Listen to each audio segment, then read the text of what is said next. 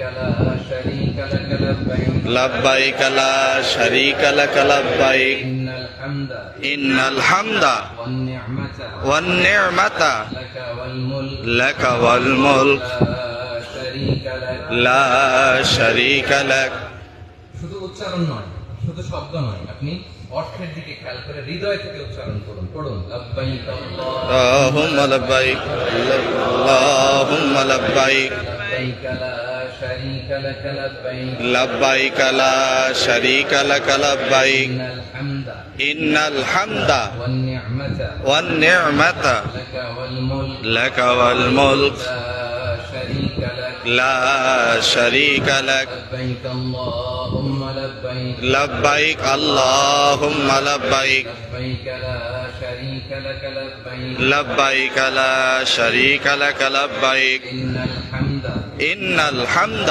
والنعمة والنعمة لك والملك لك والملك لا شريك لك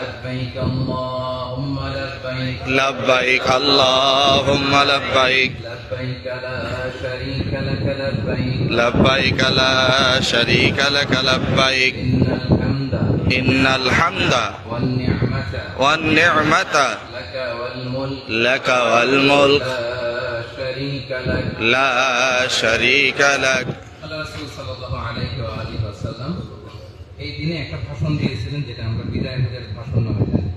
সেখানে তিনি আমাদের জন্য যা যা প্রয়োজন সর্বশেষ বার্তা হিসেবে উম্মার প্রতি তিনি রেখেছিলেন। এটা ঐতিহাসিক একটা দলিল মুসলিম উম্মার জন্য।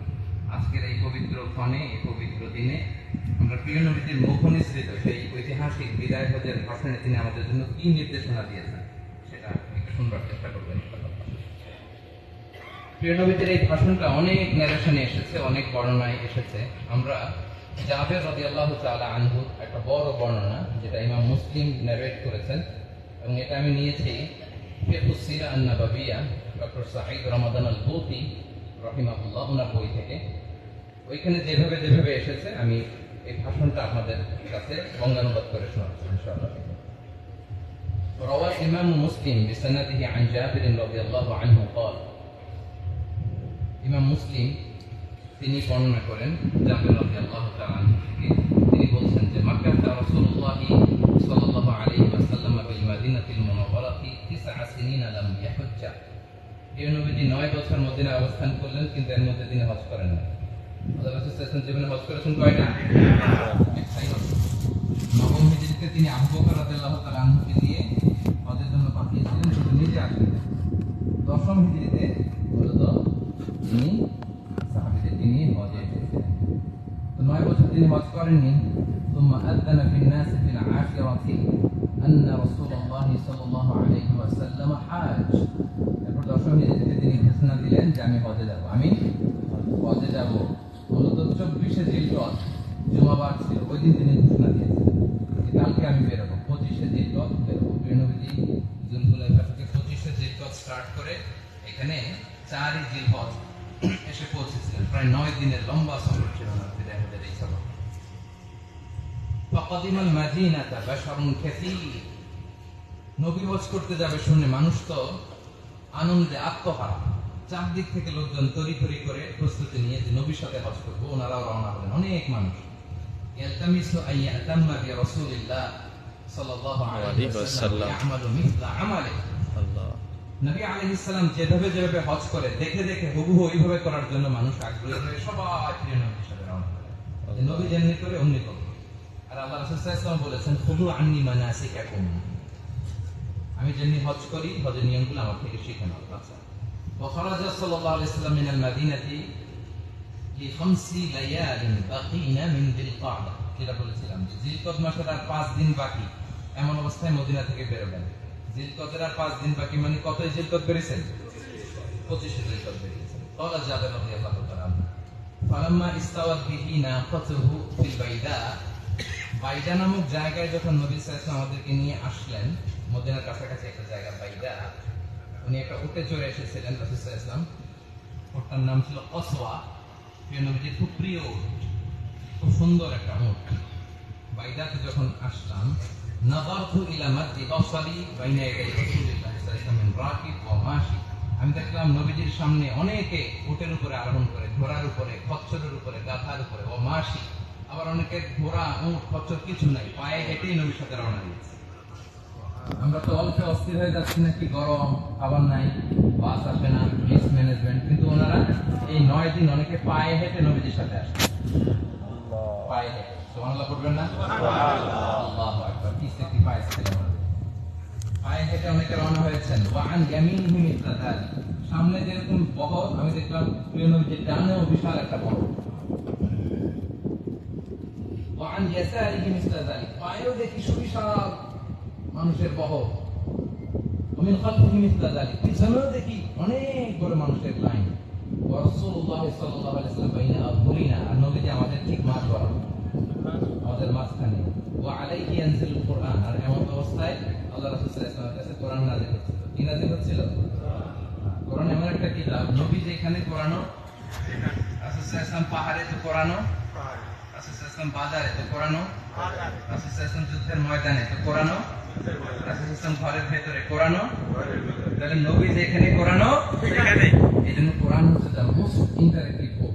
পৃথিবীতে যত কিতাব এসেছে সব একবারে এসেছে। তাওরাত কাঠের ফলকে লিখে আল্লাহ জিবরীল আলাইহিস সালামের মাধ্যমে তুর পাহাড়ে মুসা আলাইহিস সালামকে দিলেন, এই নাও তাওরাত, হেদায়েত আছে, নূর আছে, নির্দেশনা আছে, বনী ইসরাঈলের মাঝে এটা প্রচার করো। ইনজিল একবার আল্লাহ তাআলা ঈসা আলাইহিস সালামের কাছে দিলেন, কিন্তু কোরআন কি এরকম একবারে আসছে? 23 years, 23 বছরের এক লং পিরিয়ড অফ টাইমে নাজমান নাজমান, يعني شيئا فشيئا حسب حوائج البشر, মানুষের প্রয়োজন অনুসারে রাসূল সাল্লাল্লাহু আলাইহি ওয়াসাল্লাম তার ব্যক্তিগত জীবনে, সমাজে, পরিবারে, রাষ্ট্রে যখনই কোনো সংকটের মুখোমুখি হয়েছেন তখনই সমাধান হয়ে হাজির হয়েছে কোরআন। সুবহানাল্লাহ। এজন্য কোরআন হচ্ছে দ্য প্রবলেম সলভিং মেথডোলজি। যখনই সমস্যা তখনই নবী আলাইহিস সালাম যেখানে, কোরআনও সেখানে। واختلف الرواة فأهل المدينة يرون أنه أهل صلى الله عليه وسلم بالحج مفردا, কেউ কেউ মনে করেন নবী ইফরাদ হজ করেছেন, ইখতিলাফ আছে। ويرى غيرهم أنه قرن مع حجته عمرة, কেউ কেউ মনে করেন তিনি কিরান হজ করেছেন, হজ উমরাকে মিলিয়েছেন। وروى بعضهم أنه دخل مكة متمتعا بعمرة ثم أضاف إليه حجا, অনেকে মনে করেন তিনি তামাত্তু করেছেন, কিন্তু বিশুদ্ধ মত হচ্ছে প্রিয় নবীজি কিরান করেছেন। কোন হজ করেছেন? কিরান। উমরা করে হালাল হন নাই, এরা মুক্ত হন নাই, ওইটা দিয়ে তিনি হজে ঢুকে গেছেন। কিন্তু তিনি তামাত্তু করার আকাঙ্ক্ষা পোষণ করেছিলেন। সবচেয়ে শ্রেষ্ঠ হজ কোন হজ বলেন তো? তামাত্তু। যেমন হয়ে গেল নবী করছে কিরান, কিন্তু শ্রেষ্ঠ হজ তামাত্তু। কারণ নবী সাল্লাল্লাহু আলাইহি ওয়াসাল্লাম কিরান করলো, তিনি তামাত্তুতে সুইচ করতে চেয়েছেন, পারেন নাই, কারণ উনি হাদি নিয়ে আসছিলেন। তিনি আসছিলেন পশু নিয়ে আসছিলেন, আর পশু হেরেমের বাউন্ডারিতে পৌঁছার আগে হালাল হওয়ার কোনো সুযোগ নাই। রাসূল সাল্লাল্লাহু আলাইহি ওয়াসাল্লাম বলেছেন, লাউ ইসতাকবালতু মিন আমরি ওয়াস্তাকবালতু লাম আসুকি হাদিয়া ওয়া জাআলতুহা উমরা, এখন আমি যেটা টের পাচ্ছি এটা যদি আগে বুঝতাম তাহলে আমি তোমাদের মতো হাদি আনতাম না, এসে উমরা করে হালাল হয়ে যেতাম, মক্কার বাজার থেকে হাদি কিনে তারপরে কুরবানি করতাম। আল্লাহ রাসূল সাল্লাল্লাহু আলাইহি ওয়াসাল্লাম 100টা উট কুরবানি করেছিলেন 10 জিলহজে মিনা প্রান্তে। কয়টা? 63টা নিজ হাতে তিনি নহর করেছেন, বাকি 37টা আলী রাদিয়াল্লাহু তাআলা আনহুকে দিয়ে নহর করিয়েছিলেন। তিনি আমাদের সবার পক্ষ থেকে কুরবানি করেছেন। তিনি বলতেন, আল্লাহ আমার পক্ষ থেকে আর আমার সব গুনাহগার উম্মতের পক্ষ থেকে এই কুরবানি তুমি কবুল করো। সুবহানাল্লাহ। আচ্ছা, তিনি মক্কায় যখন আসলেন, ওয়াদাখালা মাক্কাতু মিন আ'লাহা, মক্কার উঁচু এরিয়া দিয়ে ঢুকলেন, আ'লা মক্কা থেকে মিন তারিক কিদা নামক জায়গা থেকে, হাত্তা ইনতাহা ইলা বাবি বানি শাইবা, বানি শাইবার থেকে এইটা সেখানে পৌঁছলেন। ফালাম্মা রাআল বাইতা, যখন কালো গিলাফ দিয়ে মোড়ানো এই কাবা ঘরকে তিনি দেখলেন, বলা তিনি দোয়া করলেন, আল্লাহুম্মা জিদ হাযাল বাইতা তাশরীফান ওয়া তা'যীমান ওয়া তাকরীমান ওয়া মাহাবা, আল্লাহ এই ঘরের সম্মান, মর্যাদা, পবিত্রতা, হাইবাত এটা তুমি বাড়িয়ে দাও।